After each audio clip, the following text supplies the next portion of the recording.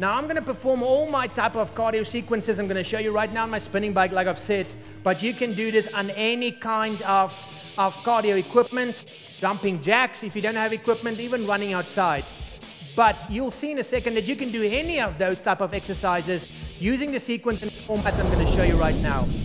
Now, high intensity interval training at its simplest format basically is you do a section low intensity and then you do a section high intensity.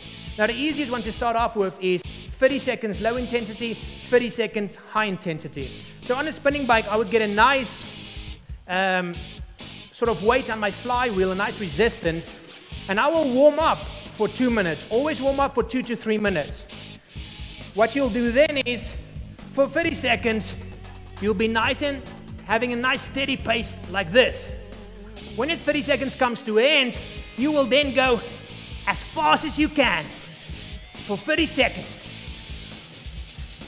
And you'll then slow it down again for 30 seconds. Now, if that's too easy, you can increase your high intensity section, or you can decrease your low intensity section. But make sure for the first week or two, what you rather do is just increase the time. So warm up for 2 minutes, 30 seconds low intensity, 30 seconds high intensity, and do it for 10 minutes. Next time you do it, try and do it for 15 minutes, and then 20, 25, 30. 30 minutes of high intensity interval training is pretty much as long as you want to go because it's pretty hard. If you get to 30 minutes, start incorporating the more advanced techniques I'm going to show you right now. Now the next one I want to show you is actually called increased interval training, and it's not officially real interval training, but it works on the same principles and it's extremely effective. What you do is you take either a 2-minute block or a 4-minute block, and then every 30 seconds or every minute you increase the pace until you get to the last 30 seconds or the last minute where you go flat out. Then you come back, give yourself 30 seconds rest, and then start the whole sequence again. And then try and do that sequence 3 to 4 times. So it's really simple. You'll build it up. Let's do it for 2 minutes. So you'll build it up for 30 seconds, nice steady pace. Make sure you always have a nice resistance. If you're doing jumping jacks, something like resistance is a problem. But if you're on a treadmill again, just either up the incline or up the pace. You'll do that for 30 seconds, and then you'll pick up the pace a little bit. You'll continue that for another 30 seconds, and then you'll pick up the pace a little bit. You'll continue that for 30 seconds. By then, you'll be huffing and puffing, and it'll be extremely hard. But then comes the last minute or 30 seconds, and you push it as hard as you can for 30 seconds. Everything you've got. And that really is as simple as this format. And you continue that for 10 to 15, 20 minutes. Once again, when you can do this for 30 minutes, try and move on and incorporate even the next advanced format I'm going to show you now. Now, just recording this, I'm sweating already a little bit. It's because high intensity interval training does get your heart rate up pretty quickly and get your metabolism really racing. And it's perfect because not only does high intensity interval training burn more calories during the workout, it also burns calories continuing after the workout, which is exactly why it's so important, so powerful. Now the third one is going to be a combination of the second one and the first one.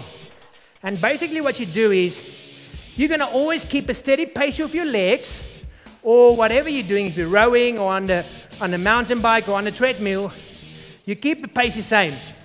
But every time you have a 30 seconds high intensity section, you up the resistance. So basically what you'll be doing, let's say we're going for 2 minutes, every 30 seconds, you want to make it harder. So the first 30 seconds, low intensity, you're just going to sit there and cycle or run or do whatever you want to do. Get yourself into a nice steady pace, a nice rhythm. Comes the first 30 seconds, you up the resistance, and it's much harder now, but you have to keep the same pace. So you're pushing a lot harder. So you do that for 30 seconds. Let's say we work on a level between 5 and 10. This one was on level 5. So now you get to your second 30 seconds, low intensity, and you take it back down to nothing or to 2, just so you can recover. Then we get to the 30 seconds and the second high intensity section, and you now take it up again, same pace, to level 6. And now it's really starting to get hard. Your resistance is really up, but you have to keep the pace the same. You can't slow it down. You're basically following that till you get to a level 9. So 30 seconds off, next 30 seconds, same pace, 70. Now you really have to push to keep that same cadence and same pace. And you do this for 4 minutes, and then you can repeat that again 4 to 5 times so you get to 25 minutes. Now, if you use any of these techniques I just showed you, it's going to really increase and improve your fat loss and your body transformation, or getting six-pack abs quicker. Slow cardio does have its place, and if you ever have a bit of time left or you want to do a second workout, go and do slow cardio. But if you only have one workout a day and you've already done your weight training, hit the high intensity interval training.